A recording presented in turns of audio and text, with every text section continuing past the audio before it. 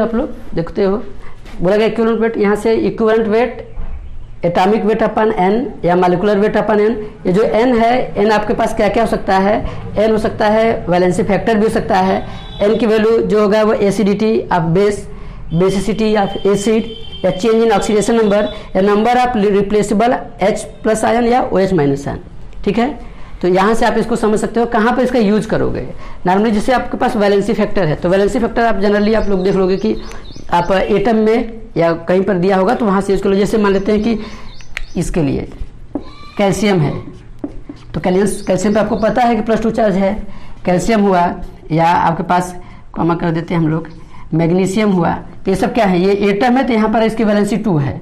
ठीक है, आप और अदर और क्वेश्चन देखना चाहते हो तो यहाँ से मान लेते हैं, ये यहीं पर करते हैं, जैसे कि पोटेशियम हुआ, अगर यहाँ पर है तो इन लोगों का क्या करोगे आप, एटॉमिक वेट करोगे, एटॉमिक वेट अपान इनकी वैलेंसी कितनी।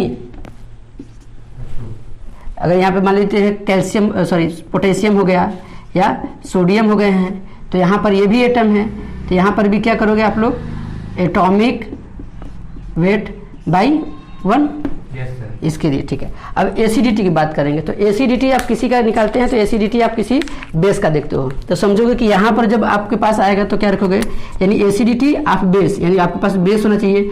ऐसे ही मान लेते हैं हम लोग कैल्शियम हाइड्रोक्साइड, मैग्नीशियम हाइड्रोक्साइड, ये सब बेस है। तो यहाँ पर इसके लिए करना होगा, तो यहाँ पर आप क्या कर लोगे, जैसे ये कंडीशन है तो इसकी जो बेसिसिटी कितनी हो जाएगी 2, आप इसको देख लोगे, जैसे आप समझ लो H2SO4 HCl, अगर यहाँ पर है तो आप HCl को देख लोगे, ये H2SO4 को इसी में लिख दो, एक साथ लिख दो सभी को आप लोग, यहाँ पर आप H2SO4 लिख सकते हो।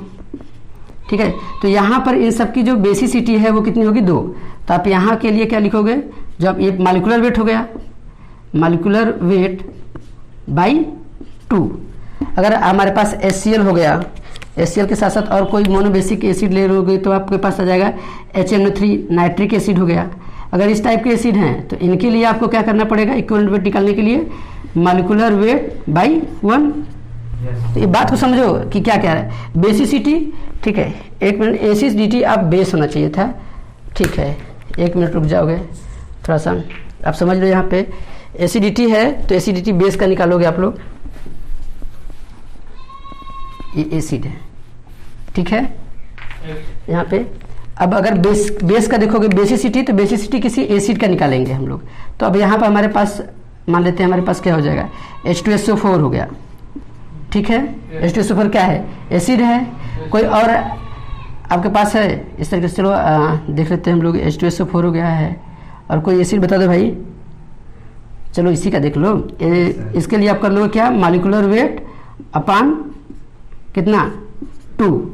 अगर हमारे पास आ जाता इसी में HNO3 ऑब्लिक HCl, अगर इस तरीके से है तो ये मोनोबेसिक एसिड है, तो इनका क्या हो जाएगा, equivalent wait molecular weight by 1। समझ रहे हो यहाँ पर। अब change in oxidation number, change in oxidation number को थोड़ा आपको समझना होगा। चेंज इन ऑक्सीडेशन नंबर को और रिप्लेसेबल है, इन दोनों को अलग से, अभी इतना हो गया है, इसको इरेज कर देते हैं। ठीक है, तो इसको कर दीजिए, इरेज कर दीजिए। चलिए देखते हैं हम लोग ना, आप समझ गए हो, ये आपको समझ, एन की वैल्यू वैलेंसी फैक्टर समझ गए हो, एसिडिटी समझ गए हो, बेसिसिटी समझ गए हो। चेंज इन ऑक्सीडेशन नंबर और number of replaceable H+ ion और OH आयन को देखोगे तो यहाँ समझना, यहाँ से क्वेश्चन कभी कभी डायरेक्ट KMnO4 और K2Cr2O7 के लिए डायरेक्ट आपसे पूछ लिया जाता है।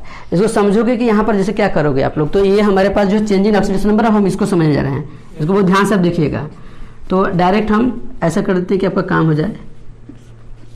पोटेशियम परमैंगनेट की बात हो रही है, KMnO4। KMnO4 जब एसिडिक मीडियम में रिएक्ट करता है, एसिडिक मीडियम में, तो ये देता है MnSO4 बनाता है। और जब MnSO4 बनाएगा तो यहाँ पर इसका ऑक्सीडेशन नंबर आप निकालोगे +7, और यहाँ पर इसका कितना हो जाएगा +2, तो चेंज इन ऑक्सीडेशन नंबर कितना हो जाएगा 5। ओके, यानी यहाँ के लिए होगा, अगर आपसे पूछेगा equivalent weight of potassium permanganate in acidic medium, तो आप यहीं क्या कर लोगे, molecular weight upon 5, change in oxidation number. समझ रहे हो। दूसरा, अगर इसी क्वेश्चन को मतलब यहीं पर आपको ये KMnO4 के लिए पूछे, KMnO4 अगर ये आपसे पूछ लेगा बेसिक मीडियम के लिए, बेसिक अगर मीडियम हो जाएगा तो ये बनाता है K2MnO4 और K2MnO4 जो है यहाँ पर इसका ऑक्सीडेशन नंबर अगर आप देखोगे तो इसका +7 है, इसका निकालोगे तो कितना हो जाएगा +6 हो जाएगा, 4 टूट जाए, ठीक है। और यहाँ पर जब ये बन जाएगा तो यहाँ पर इसके लिए आप निकालोगे तो कितना हो जाएगा, चेंज इन ऑक्सीडेशन नंबर कितना बचा 1, यानी यहाँ के केस में आपका molecular weight upon 1, molecular weight upon 1। अगर इसी KMnO4 को अगर आपसे पूछ लीजिए कि न्यूट्रल मीडियम में KMnO4 किस में भैया, न्यूट्रल मीडियम में, अगर ये न्यूट्रल मीडियम में KMnO4 को पूछ लेगा तो आपके पास न्यूट्रल जो हो जाएगा ये चेंज हो जाएगा आपके पास MnO2 और MnO2 हो जाएगा यहाँ पे +7 है और यहाँ पे कितना हो जाएगा 4 + 4, चेंज कितने को हो जाएगा 3 का, तो यहाँ पर आप क्या लिख दोगे मॉलिक्यूलर वेट अपॉन 3। ये ध्यान रखना, आपको क्वेश्चन डायरेक्ट कभी कभी डायरेक्ट यही पूछ लिया जाता है।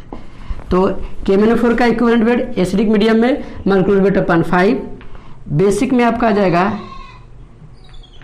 यहाँ पर बेसिक का भी आप समझ गए हो। उसी तरीके से ध्यान रखना कि न्यूट्रल में चेंज हो जाता है तो ये इसके पास +4 आ जाएगा, तो KMnO4 का न्यूट्रल में कितना जाएगा मॉलिक्यूलर वेट अपॉन 3। एक ये पूछता है और एक आपसे पूछ लेता है K2Cr2O7 का, तो आप समझ लोगे K2Cr2O7 इसका जब हम एसिडिक मीडियम में करेंगे, एसिडिक मीडियम में रिएक्ट करेगा तो ये चेंज हो जाता है आपका Cr पे +3 चार्ज, यहाँ पे 2 है यहाँ पे 2, ये तो समझिए। यहाँ पर करोगे तो 7 ये +6 में जाएगा। अगर 2 क्रोमियम के 2 एटम है तो कितने में जाएंगे, ये 12 हो गए हैं। यहाँ पर 2 हैं इसके तो 6 हो जाएंगे। इसको ध्यान देना आप कि चेंज इन ऑक्सीडेशन में कितने का हो जाएगा 6 का, तो यहाँ के लिए आपके पास हो जाएगा क्या मॉलिक्यूलर वेट अपॉन 6। ये ध्यान रखिएगा इसके केस में, ठीक है। तो आपके पास आ गया वैलेंसी फैक्टर, आप समझ गए हो, एसिडिटी समझ गए हो, बेसिसिटी समझ गए हो, और उसके बाद चेंज इन ऑक्सीडेशन नंबर। अब बचा है आपके पास क्या, number of replaceable hydrogen ion या OH-। इसको आप कहाँ पे देखेंगे, तो इरेज करते हैं, यहाँ पे ये बता देते हैं, ठीक है। ठीक है, यहाँ के बाद ये समझना थोड़ा सा है कि number of replaceable H+ ion या OH-। तो एसिड के केस में आप कहीं पर भी देख सकते हो, इसको समझना जरूरी है। ये आप ऐसे समझोगे, फास्फोरस के साथ देख लोगे कि H3PO4 और इसका उठा रहे हैं, इसको समझो आप लोग, H3PO4 H3PO3 और आपके पास है H3PO2। तो ये सब एसिड है, इनकी बेसिसिटी ये नहीं कि यहाँ पे H3 सबका जो होगा 3 होगा। अब ध्यान देना, आप समझोगे कि H3PO4 में जो इसकी बेसिसिटी होगी वो आपके पास कितनी होगी 3, यहाँ पे इसके पास जो होगी 2, यहाँ पे आपके पास OH। अब बच गए हैं हमारे पास क्या, ये डायरेक्ट H यहाँ पे और एक डायरेक्ट H यहाँ पे। अब इस केस में आपको समझना है कि रिप्लेसेबल का जो कंडीशन होता है ये समझेंगे कि अगर फास्फोरस से अगर डायरेक्ट H लगा होगा तो वो हाइड्रोजन कभी भी रिप्लेस नहीं होगा, इस बात को ध्यान रखना। यानी इस केस में अगर आप देखेंगे यहाँ पे ये फास्फोरस से डायरेक्ट हाइड्रोजन लगा हुआ है तो ये रिप्लेस नहीं होगा, मतलब हमारे पास 2 कंडीशन है रिप्लेस होने के। यहाँ पे 2 लोग हैं डायरेक्ट, यहाँ पे सिर्फ एक कंडीशन है रिप्लेस होने के लिए, और यही डिसाइड करेंगे इस एसिड की बेसिसिटी। और यहाँ पर क्या है, ये तीनों के तीनों हाइड्रोजन रिप्लेसेबल हो सकते हैं। यानी ये समझ में आ गया है आपको कि यहाँ के केस के लिए हो जाएगा तो क्या हो जाएगा, इक्विवेलेंट वेट अगर आपका पूछा जाएगा तो M/, मॉलिक्यूलर वेट अपन कितना 3, मॉलिक्यूलर वेट अपन 2 और मॉलिक्यूलर वेट अपन 1। तो समझ रहे आप लोग, यहाँ पर ये क्लियर हो गया है। तो ये भी अब मुझे लगता है कि ये भी समझ में आ गया होगा कि valency factor, acidity, basicity, change in oxidation number और number of replaceable H+ ion. अब इस पर क्वेश्चन जो होते हैं वो कैसे फ्रेम करते हैं, 1-2 क्वेश्चन करते हैं, ठीक है। चलिए ध्यान दीजिए, तो क्वेश्चन को समझने के लिए थोड़ा सा पॉइंट पकड़ो, उसके बाद डायरेक्ट हम लोग क्वेश्चन करते हैं। ध्यान देना आप लोग, कुछ ये पॉइंट्स हैं, यहाँ से आप देख लोगे। Atomic weight, atomic weight is equal to, अब देखो ये फार्मूला याद रखना, 6.4 डिवाइडेड बाय स्पेसिफिक हीट। और ये जो होगा, ये स्पेसिफिक हीट जो होगा ये कैलोरी में होना चाहिए, एक इसको ध्यान रखोगे। और आपके पास होगा मॉलिक्यूलर वेट ये सब डायरेक्ट पूछ लेंगे क्वेश्चन में से, मतलब इन्वॉल्व हो जाएगा। यानी molecular weight is equal to होता है 2 इंटू वेपर डेंसिटी, ये भी ध्यान रखिएगा। यहाँ से भी क्वेश्चन जो इक्वल का क्वेश्चन है इस सबको इन्वॉल्व करके क्वेश्चन पूछ लेगा। ठीक है, ठीक है, चलते हैं क्वेश्चन बोलिए, देखिए अच्छा तो चलिए ध्यान देते हैं, क्वेश्चन पढ़िएगा। The equivalent weight of an element is 4, its chloride has a vapour density 59.25, then the valency of element is. देखो कितना इजी है, क्वेश्चन को आप समझोगे कि क्या दिया हुआ है तो आप देखोगे सीधे से ऐसे कर लो कि ऐसे समझते हैं कि इक्विवेलेंट वेट आप क्या है, ये कह रहा है कि क्लोराइड है, यानी इट्स क्लोराइड यानी एलिमेंट का, तो मान लेते हैं कि मेटल का क्लोराइड है, ये एलिमेंट का है, मेटल क्लोराइड है, ये एलिमेंट का जो भी वो मेटेलिक होगा, ठीक है, कुछ भी हो सकता है लेकिन हम वैसे सपोज कर लेते हैं। तो एलिमेंट जो है इसका जो है क्लोराइड का इक्विवेलेंट वेट जो होगा वह equivalent weight of element plus equivalent weight of chlorine के बराबर होगा। यही होगा, जो एलिमेंट है वो और क्लोरीन को ऐड करोगे ये पूरे के बराबर हो जाएगा। इतना समझा गया है। अब क्वेश्चन में क्या करा है और इक्विवेलेंट वेट आप समझ गए हो, it's chloride has a vapour density इतना है 59.25। तो यहाँ पर देखोगे इक्विवेलेंट वेट निकालने के लिए वो क्या है 59.25 है, इसमें 2 का मल्टीप्लाइड कर दोगे तो कितना हो जाएगा मॉलिक्यूलर वेट, यानी मॉलिक्यूलर वेट अपन वैलेंसी।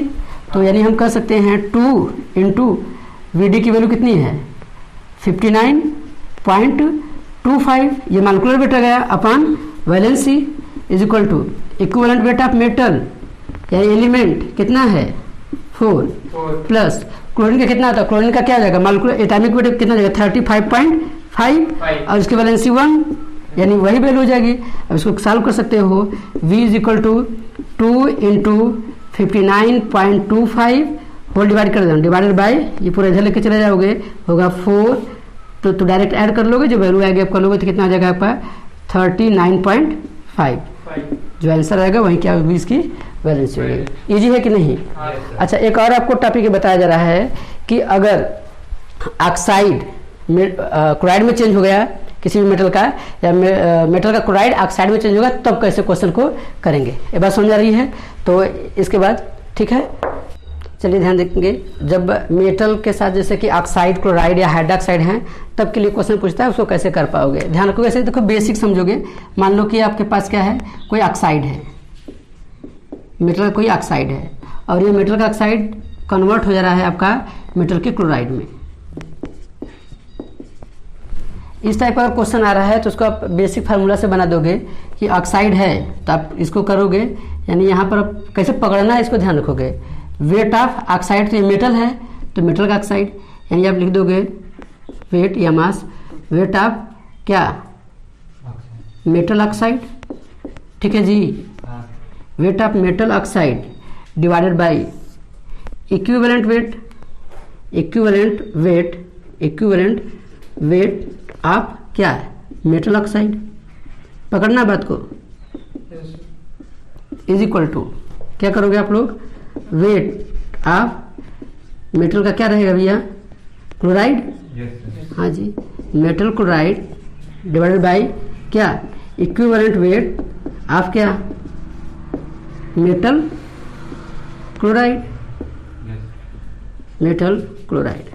अब इसको देखते हैं हम लोग, वेट ऑफ यहाँ पर तो हम डायरेक्ट अब लिख रहे हैं, यानी इसको और कैसे बना सकते हो आप, वेट हो जाएगा किसका मेटल के ऑक्साइड का, यानी wait of oxide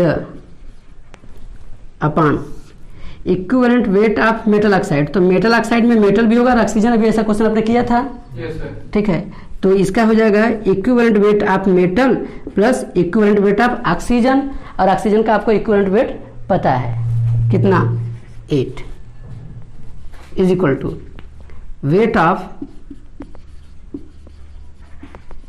metal chloride divided by equivalent weight of metal, equivalent weight of metal plus chlorine का पता है 35.5 बाय 1 करोगे तो यही आएगा। तो इसका भी यूज करके आप डायरेक्ट क्वेश्चन को कर सकते हो। और अगर मान लेते हैं हाइड्रोक्साइड या ऑक्साइड के फॉर्म में दिया होगा तो उसको कैसे कर लोगे, अगर यहाँ पे मान लेते हैं कि कोई ऑक्साइड हाइड्रोक्साइड में चेंज हो रहा है या हाइड्रोक्साइड ऑक्साइड में, ये दूसरा हो रहा है, यहाँ से आप इसको समझ लोगे कि ये ऑक्साइड है, ऑक्साइड चेंज हो रहा है किसमें हाइड्रोक्साइड में, हाँ जी हाइड्रोक्साइड में। तो इस केस में आपको क्या करना पड़ेगा, अब डायरेक्ट कर रहा हूँ समझेंगे, इस यहाँ पर समझ आ गया, यहाँ पर डायरेक्ट कर लेंगे। यानी यहाँ पर आप लिख सकते हैं wait of oxide upon equivalent weight of metal plus equivalent weight of oxygen, और वो 8 हो गया, इज इक्वल टू हाइड्रोक्साइड, यानी यहाँ पे लिखोगे आप क्या, वेट ऑफ हाइड्रोक्साइड, ये ना चलेगा जी, hydroxide divided by equivalent weight of metal plus equivalent weight of क्या, हाइड्रोक्साइड, ले लो जो कंडीशन होगा वो H माइनस। इस पर भी डायरेक्ट आपको क्वेश्चन मिलेगा, कुछ देगा पूछ लेगा, ठीक है। तो इस पर क्वेश्चन अभी करवा देना, तो इसका जो कॉन्सेप्ट है वो क्लियर हो जाएगा, ठीक है। चलिए ठीक है, यहाँ पे देख लीजिए, ये क्वेश्चन है वो जो ऑक्साइड और हाइड्रोक्साइड के केस में है, वहाँ पर क्वेश्चन समझिए। 1.52 gram of the hydroxide of a metal animation give 0.995 gram of oxide. देखो इतना ग्राम आपके पास क्या है, ये यहाँ पे इतना ग्राम जो है आपके पास क्या है, हाइड्रोक्साइड, और दे रहा है आपके पास कितना, 0.995 ग्राम क्या, ऑक्साइड।